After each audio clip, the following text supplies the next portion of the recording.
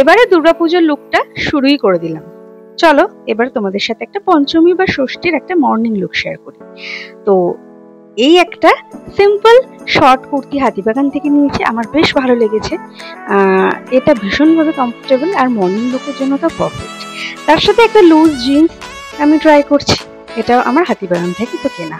তো প্রথমে একটু মানে মুখটাকে ক্লিয়ার করে নিয়ে তারপরে ময়শ্চারাইজার অ্যাপ্লাই করে নেবে। একটু যদি ভয়েসে গন্ডগোল হয় তাহলে প্লিজ আমার ক্ষমা করে দিও, কারণ বাচ্চাটা ছোট, খুব তাড়াতাড়ি এই ভিডিওগুলো এডিট করতে হয়। তারপর অ্যাপ্লাই করছি হচ্ছে প্রাইমার। তোমরা এর মাঝখানে একটু সানস্ক্রিন অ্যাপ্লাই করে নিও, আর অ্যালোভেরা জেলটা প্লিজ চেঞ্জ করে একটা ভালো প্রাইমারে ইনভেস্ট করো। আইব্রাউজের অবস্থা দেখছো, কতদিন যে পার্লার যায় না তার ঠিক নেই। তো একটু ভালো করে কম করে নিচ্ছি। তারপরে ডিপ ব্রাউন আইব্রাউজের একটা পাউডার আমি অ্যাপ্লাই করে নিচ্ছি আমার এই এলোমেলো এবড়োখেবড়ো আইব্রাউজ। জাস্ট একটু ডার্ক করছি, এমন কিছুই আমি ড্র করছি না।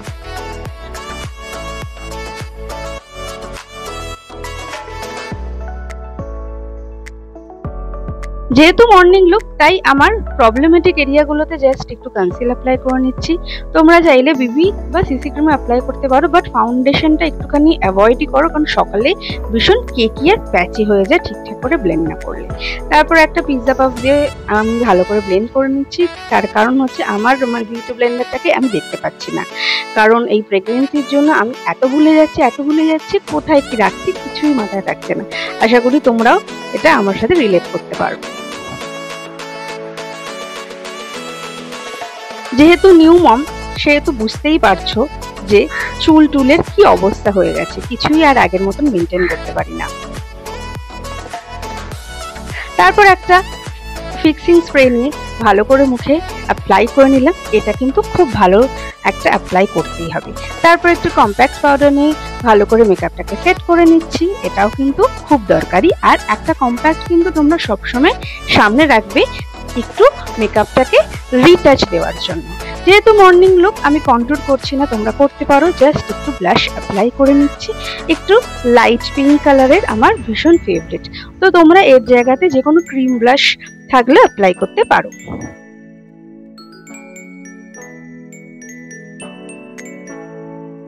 এরপর আমার ফেভারিট পার্ট, আমি ভীষণ মোটা করে পড়তে ভালোবাসি এই সুন্দর কাজলটা। আর আমি এখানে লাইনার অ্যাপ্লাই করছি না, তোমরা চাইলে করতে পারো, বাট একটা যে কোনো করাই ভালো, না এত লাইনার না এত কাজল। একটুখানি স্মাচ করে নিয়ে তারপর অ্যাপ্লাই করছি হচ্ছে হাইলাইটার। এটা তোমরা চাইলে মর্নিং লুকের জন্য স্কিপ করতেও পারো। এই লিপস্টিকটা আমার রিসেন্ট ফেভারিট, ভীষণ সুন্দর একটা নিউড, আমাকে মারাত্মকভাবে স্যুট করে। তারপর একটা ফিক্সিং স্প্রে দিয়ে আমি আমার লুকটাকে কমপ্লিট করে নিলাম। তো চলো এটা আমার ফাইনাল লুক, আশা করি তোমাদের ভালো লাগবে। কিন্তু বিশ্বাস করো আমার একটুও ভালো লাগেনি, কারণ আমি একটা চোকার আমার খুঁজছিলাম, কিন্তু আবার সেই কোথায় যে রেখেছি সবই আমি ভুলে যাচ্ছি।